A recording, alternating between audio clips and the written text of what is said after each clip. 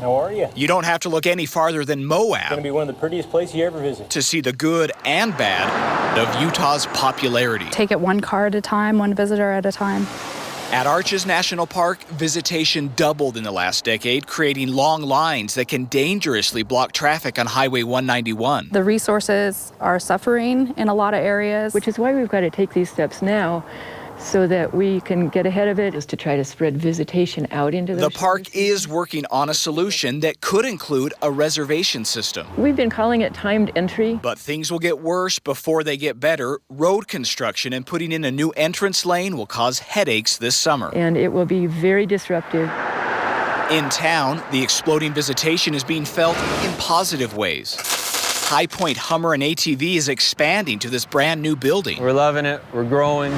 For those not involved in the tourism trade, it is kind of sad to see the old sleepy little town disappear. So we're probably the motel capital of the state. But the building boom has hit a snag.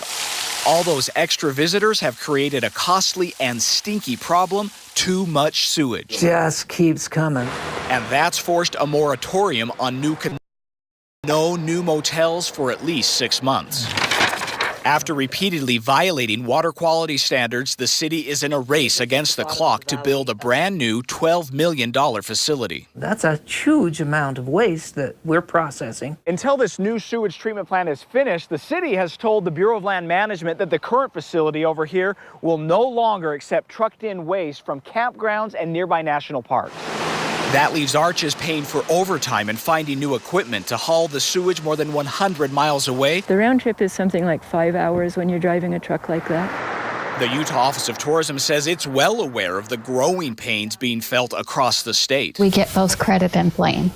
Picture this, your next trip, Utah, 5 national parks. The award-winning Mighty 5 campaign is credited with putting Utah on the map and creating the sharp uptick in vacationers. The Mighty 5 was a huge, spectacular breakthrough. And then the hike we're going to do, and this is just an epic place to visit. Perhaps most impacted by the worldwide attention, Zion National Park. I can't recommend it enough. Even this January, with flooding and rock slides, visitation hit records. Zion. The advertising blitz has been so successful that some locals want the promotion to stop, while the park figures out if it needs to start turning people away. The canyon can only handle so many people per day, and we have to shut it off.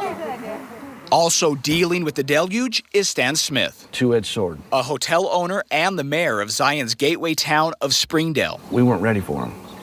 And so now we're trying to play catch up. Right now, the town is widening roads and sidewalks and looking for more parking. When locals complain, he reminds them that all the taxes visitors pay subsidize city services like the police. All that wouldn't be possible if the tourists weren't here. One solution to the overcrowding: spread the tourism out, both geographically and seasonally. You know this road.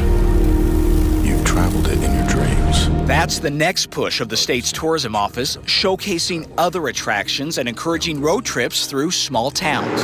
While the balancing act of keeping locals and visitors happy can be difficult, in the end, the common goal is to protect what Utah has to offer. The goal is that visitors come here, they enjoy their time here, and they leave happy. We can all feel proud that our state is beloved around the world. Thank you very much.